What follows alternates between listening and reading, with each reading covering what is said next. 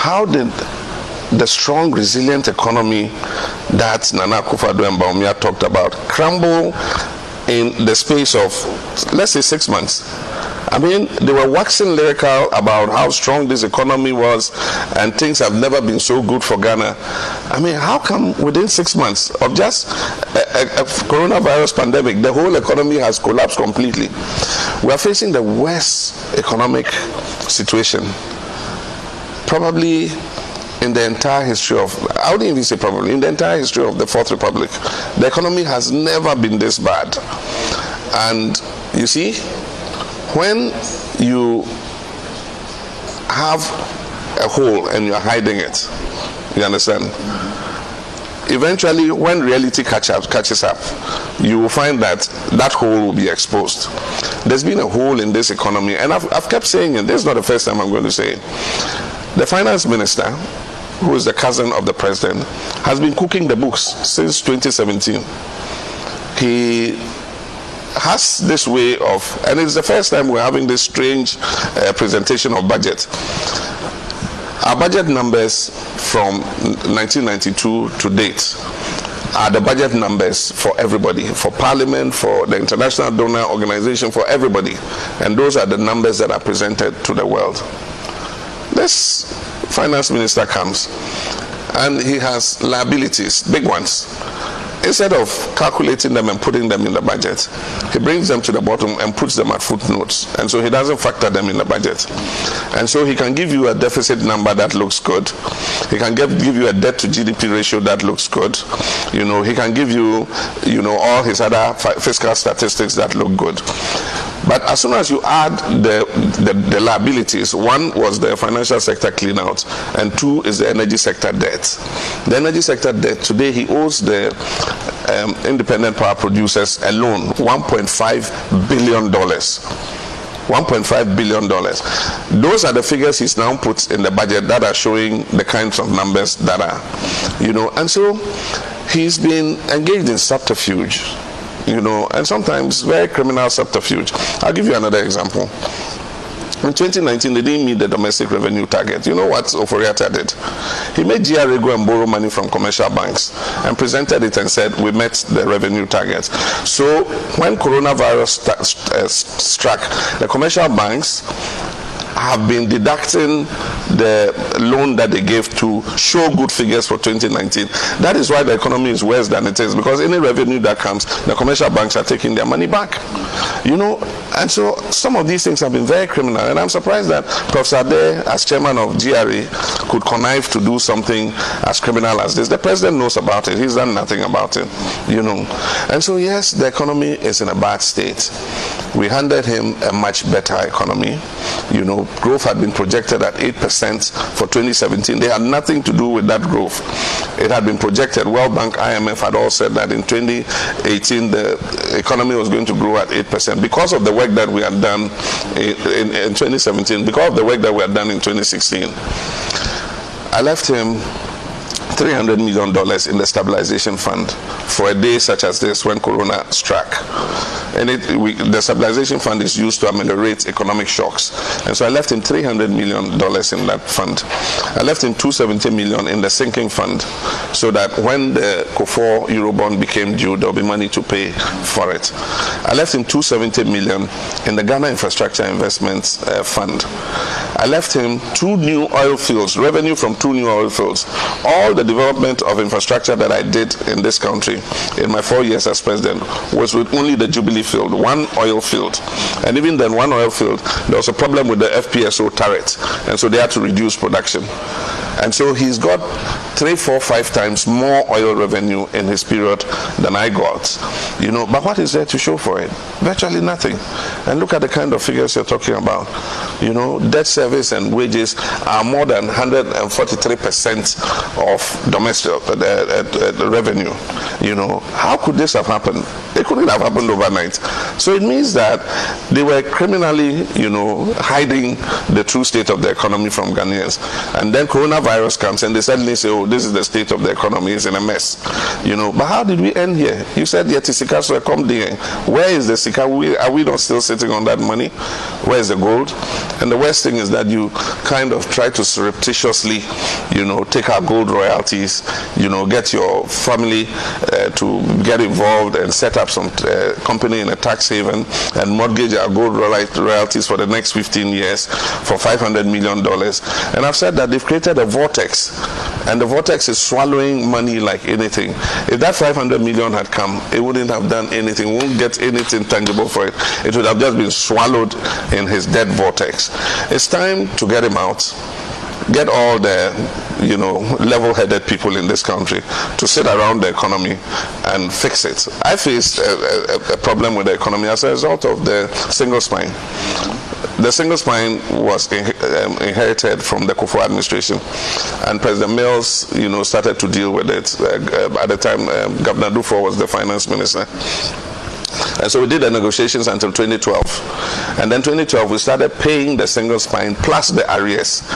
And so in 2012, we were spending more than 73% of total revenue on wages and compensation alone, and had only 27% of revenue left for everything, goods and services, capital expenditure, everything, And so we've been faced with something like that before. What did we do? We called the Senchi Forum. You remember Senchi Forum? PV Obing was very active in that. We wanted to achieve consensus behind our economic program.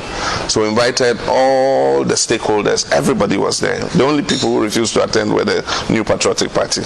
They actually issued a caveat that any of their members who attended would be sanctioned severely. And so some of them had accepted to come, but at the last minute, because of the party sanction, how unpatriotic can you be? So they refused to come. But we held the Senchi Forum. Out of the Senchi Forum came our homegrown fiscal consolidation policy. And eventually that became the basis for our negotiations with the IMF, which led to the program that we went into. Because by the time we left office in 2016, I'll tell you this, most Ghanaians don't know, we financed the budget from our own revenues. We didn't borrow one CD from the central bank. The first time in Ghana's history. Everything that we financed the budget with in 2016, we did zero central bank financing. This had put the economy on a platform where, if the incoming administration and Addo's administration had taken over with the additional oil revenues and things, we would have just continued fiscal consolidation with growth. And you would have felt the prosperity within the system. Instead, they jettisoned everything and decided to go on their own track. This finance minister, you know what he's interested in? All he's interested in is going on the bond market and borrowing money, because he benefits from it indirectly. His company is at the bottom of borrowing all these euro bonds. He's borrowed $9 billion from the bond market in 4 years.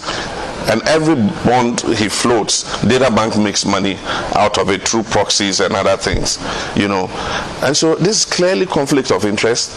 The president knows about this, and that's why he says, I'm too old to be corrupt. I'm not going to steal your money, because he knew his relatives would steal the money for him. And that's exactly what's happening.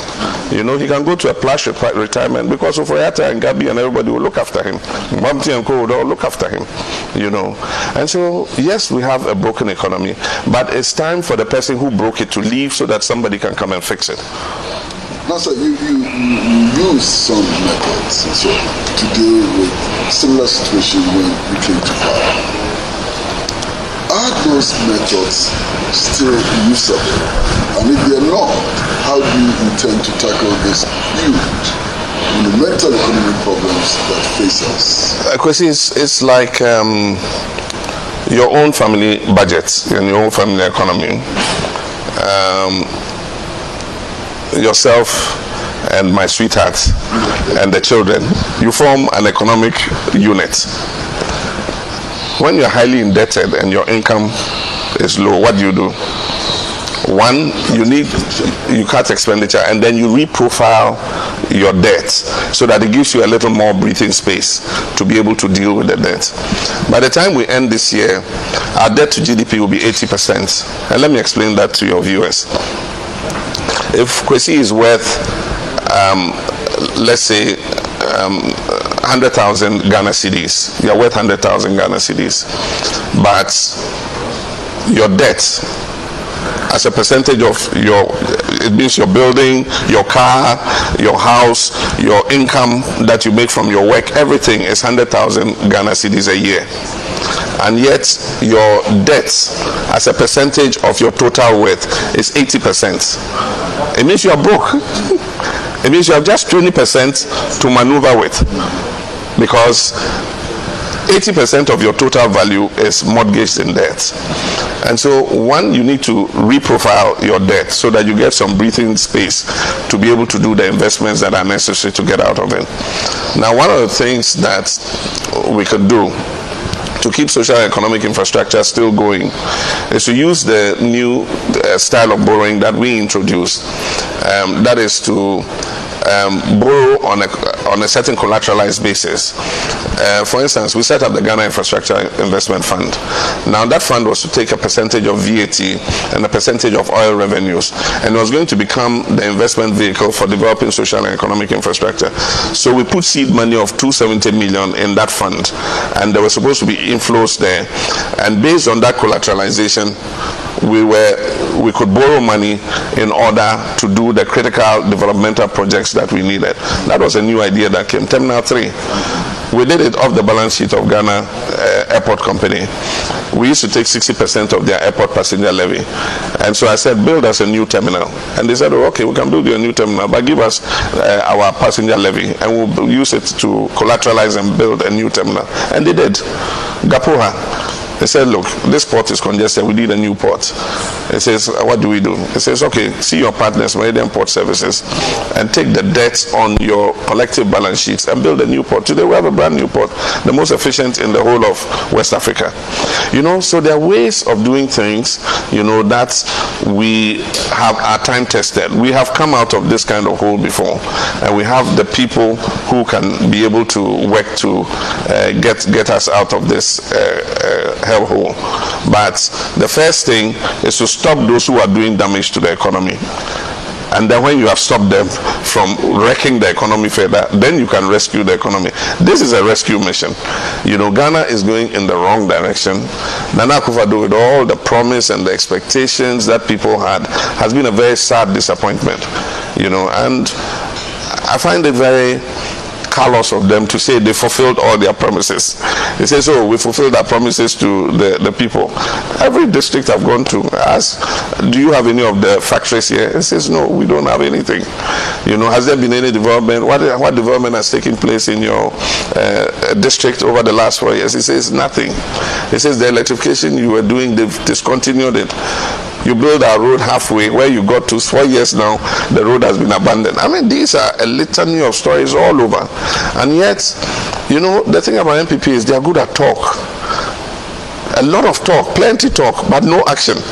And so if you follow their propaganda and their talk, you think that Ghana is some rosy paradise. But we're sinking lower and lower. A survey was done recently, and the majority of Ghanaians said they feel worse off today than they were in 2016. And that is a fact. Cost of living has gone up, incomes have gone down. If you go to the yam area, the price of the yam market has collapsed, and so the price of yam, is not giving an economic rate of return to the farmers. And so the fear is that if we don't do something about it, a time will come the farmers cannot even just, continue the supply of yams to the market. Well, viewers and listeners, at this point we'd like to take a short break. We are in conversation with His Excellency John Dramani Mahama.